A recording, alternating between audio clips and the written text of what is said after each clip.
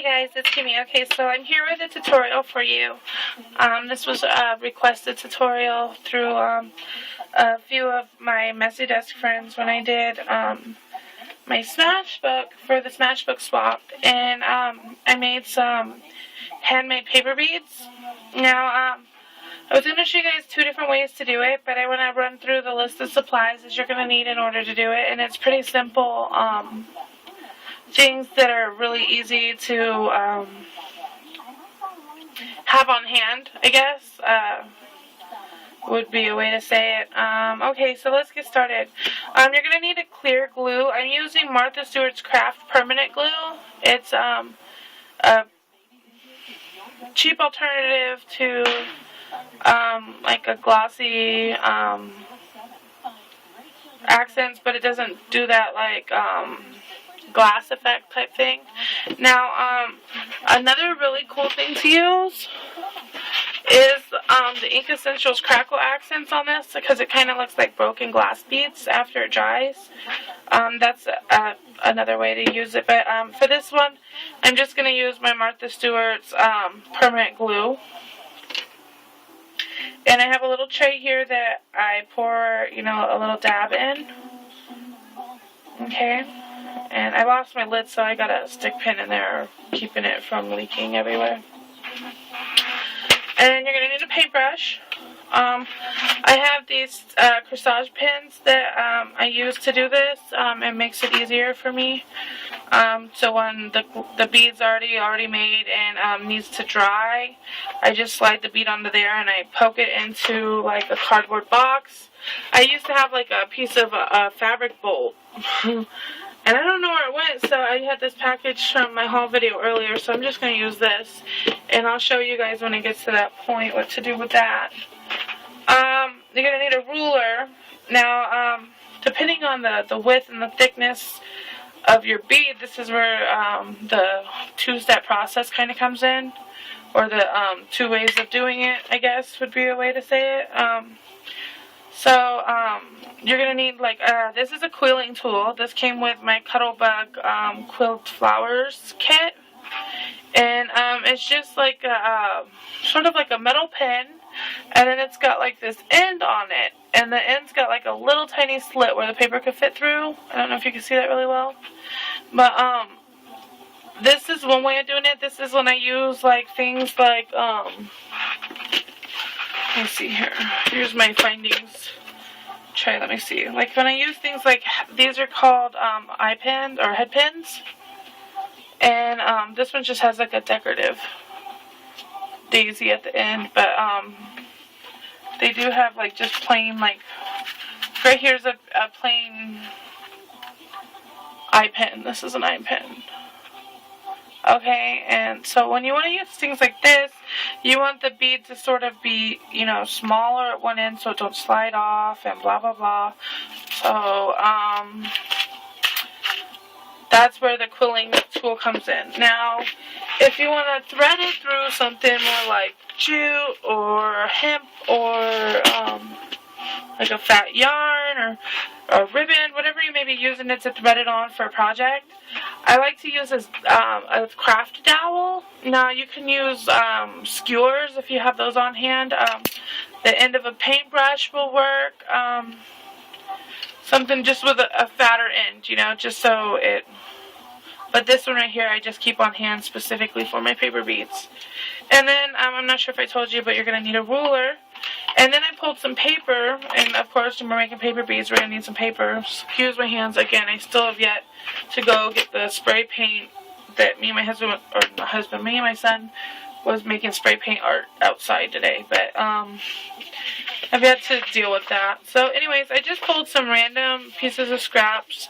No rhyme, no reason, just pulled them out of my scrapbook, or scrap box, not book, sorry, that I haven't used. Like, there's really, like, just no reason why I pulled these ones in particular. Just to show you guys some different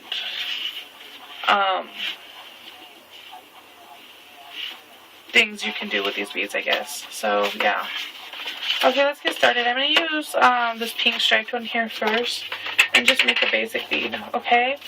What you do, oh, and you're also going to need like a pen or a pencil.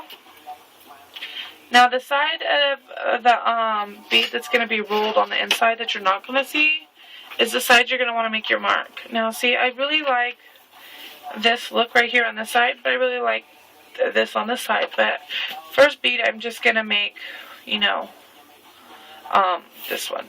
Okay, so you got your ruler, right? And you're going to want to make it sort of like a pizza slice. Let me see if I can do it this way for you guys.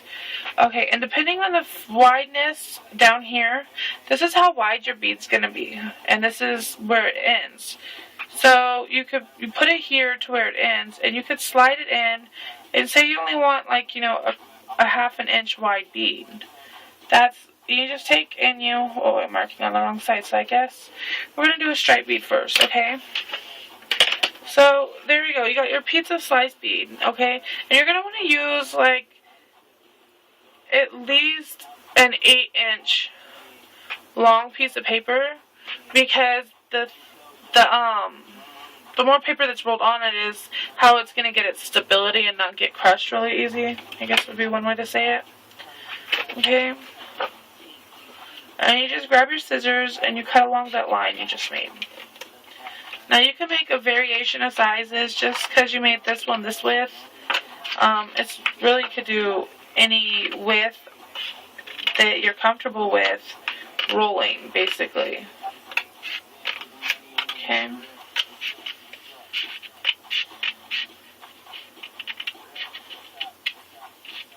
Okay. So this is my piece of paper that I got cut out here. And that's what it's going to look like once you get it all cut out. Like, sort of like a really long, skinny piece of pizza. Okay? So, let me see.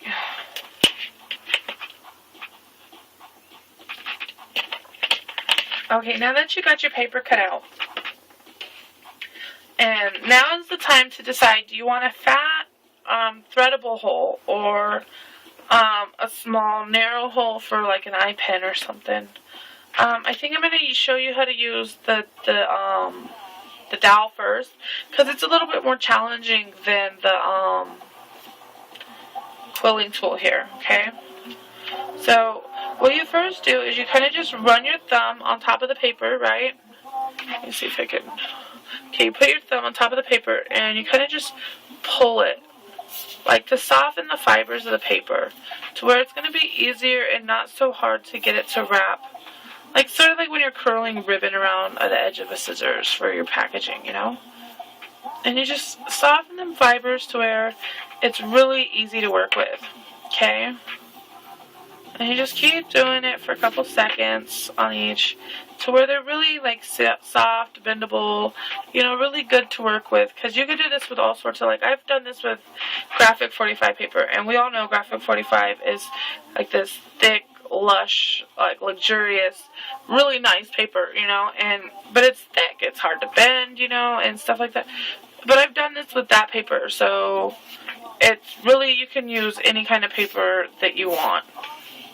Okay, and so once you get your paper all nice and soft, and this is going to be the side you're rolling, and this is going to be the outside of our bead and the inside of our bead, okay? So the side that you want to be the inside of your bead is going to be on the inside of the stick, like this. Okay, you're going to be looking, sorry guys, I'm getting hiccups again. Never fails, only when I'm doing videos, sorry. Okay, so, the paper that you want to be the outside of your bead, the color combination or whatever you're going for, is what you're going to be directly looking at, okay? And you stick your thumb on the edge of that paper and you just kind of roll it on the stick, okay? And try and keep it as tight as possible, because you don't want to leave very much room for like air and stuff like that. And I've had it to where, like, and I wouldn't be shocked if this happens to me while I'm doing this video, because it does happen more often than not, where I accidentally slip my finger off the bead and the whole thing comes uncoiled. So just, it's so simple just to redo it. It's kind of relaxing. I could sit in front of the TV and do this, or, you know, listen to music, or, you know, there's a lot of different things you can do, okay? So when you get to this long, skinny, you know, I'd say about 1 inch to 2 inches before your end, this is where you want to add your first dab of glue, okay? You just take your paintbrush and kind of just pull it along, okay? Sorry, I'm trying to show you guys as I'm doing this, and my wrist is not wanting to go at that angle, okay? And you just put your first dab, and the trick to bead making is trying to keep everything centered to where it looks really cool when you're finished. Okay? Okay, this is the first bead that we made. Okay? I think it came out really cute. I'm glad I did the stripes, because it kind of looks like checkers now, the stripes do. Like, let me see, there it is. Okay, so that's the first bead we made. And what I normally do is I pull it off the stick before I do the final glue coat, because this is a wooden stick and the glue will adhere itself if you're not fast enough. And I just hold the bead in between my fingers like this, and I just add glue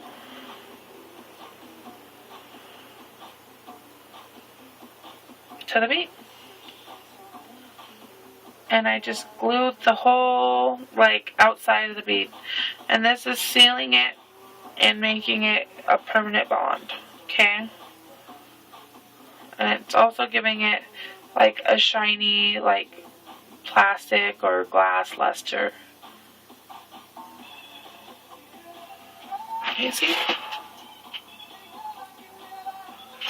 Okay, now this is where your corsage pins or your stick pins or whatever you're going to use to, you know, pin this in to dry, because this is wet. If you lay it on your desk, it's going to dry to your desk.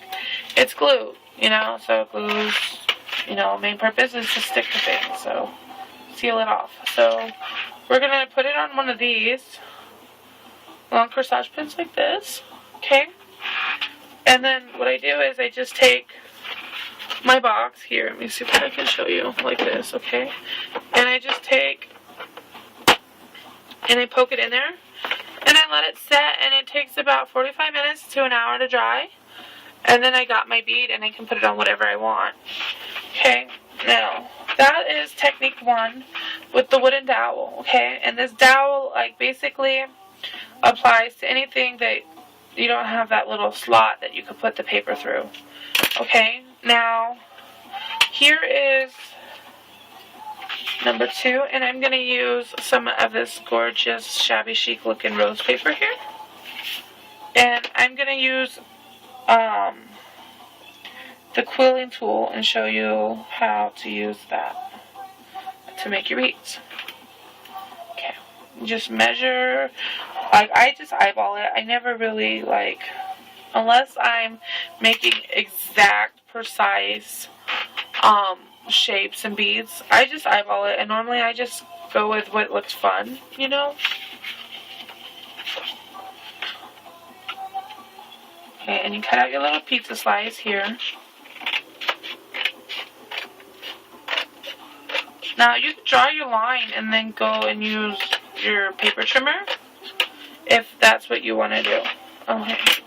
Now the same thing sort of applies with this quilling technique as the first one. You're going to want to kind of soften your paper because you are rolling it, and sometimes, you know, the paper can, you know, crack and stuff like that. So you're going to want to soften it, especially if it's a thicker cardstock. This is more of a thin paper, not cardstock. Okay, and you can even, like, say you don't have the dowel, but you got the quiller. You can use your quiller to do that. Okay? So remember, you always start on the wide end first. And you just, on the quilling tool, there's that little slot like I told you. Like, I don't know if that's helping you see it. Okay, and you just slide it on the paper. Let me see if I can show you. See how that paper slides, like, right on that quilling tool? Okay, and then because it's a little wider, you kind of just bend the edges as the quilling tool bends the bottom edge. Okay? And you just roll it like you would roll it around the dowel. But this just holds your paper into place for you as you go.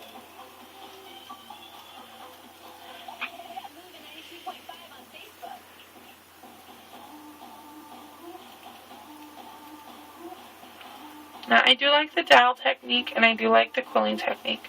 And I'm pretty sure there might be several other techniques out there, but these are mine. This is how I do this, how I prefer it.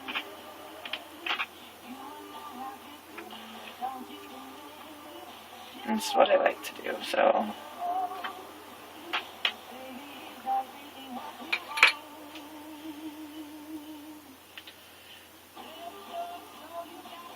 Okay, I added my glue to like the 2-inch tail of the bead, and I just kind of roll it through my fingers still even after it's finished to kind of, you know, help the glue adhere and everything. And that is the bead we came up with. Okay, so now I'm going to pull it off my quilling tool, which is really simple. Now when you've got it on the quilling tool, it's definitely, you know, a smaller hole. Let me see here if I can show you. It's definitely a way smaller, you know, hole because of what we rolled it in. But because it's kind of a smaller bead, I like to just stick it on the middle before I glue it. Because it, you know, see, it fits perfectly on there. And I just stick it on there before I glue it. And I use this as my, kind of just stick it on and let it just roll as I glue. And that's how I get that one covered. Which kind of makes it cleaner, I guess would be a way to say it for you. I guess that's a perk of doing it the smaller way. Because you gotta hold the wider ones unless you find like I don't know, like a metal chopstick or something. You could slide the other one on while you're gluing. But you're still going to have to pull it off that chopstick to stick it in a way to dry. Unless you figured out a way to put that chopstick on something for it to dry. But that is the glued version. And you just, like the first one. Let me see if you can see. Okay, like the first one on there. You just poke it in the box and let it dry. Now, I figured I'd show you one more bead. Like we're 17 minutes in the video. Okay, one more bead. And we'll move kind of quickly. Since you got the gist of it, I'll just hurry up and make it. And then I'll show you the crackle accent. So, just how I do that. Okay. Cooler. Okay, I'm measuring again. Okay.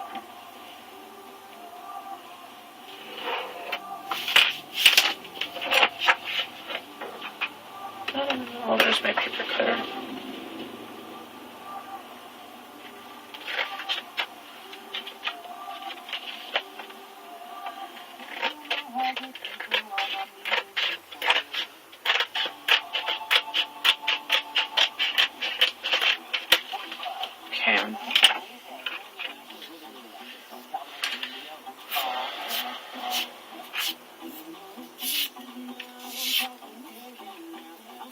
Just loosen them fibers. Get them nice and soft. Okay.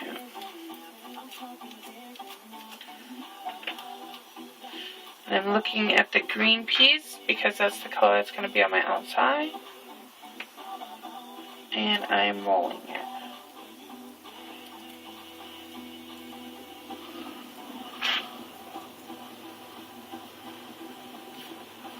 See, like I said, sometimes it slips. I pull too hard trying to keep the bead tight. And it just, sorry about that, you guys. I just got an email. And I'm using my cell phone to film this. Or my iPhone, I guess. Okay.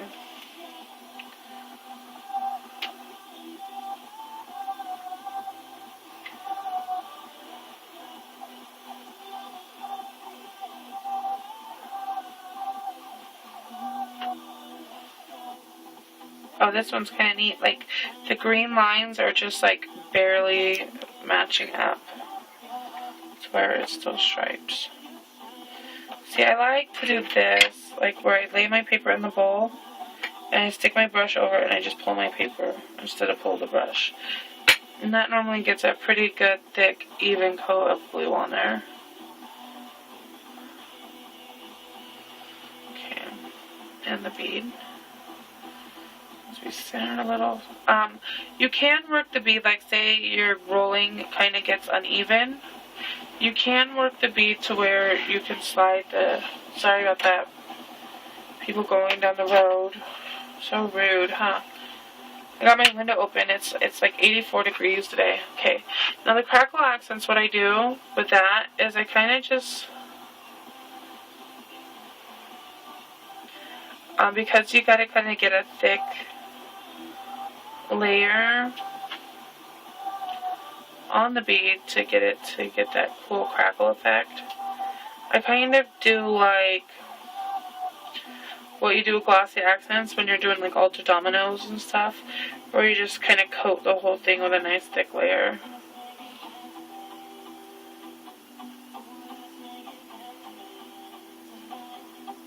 Okay. And then at the end of this video, I'm going to take a picture of all these beads that I've done, and then I'll show you what we've gotten. And if you have any questions, I'm always here to, help and answer, so don't hesitate, okay?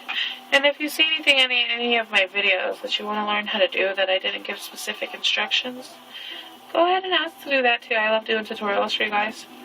So, okay, well, I'm going to finish adding the crackle accent to this little barrel bead here. And I will see you guys in the next video, and stay tuned for the pictures. Toodles!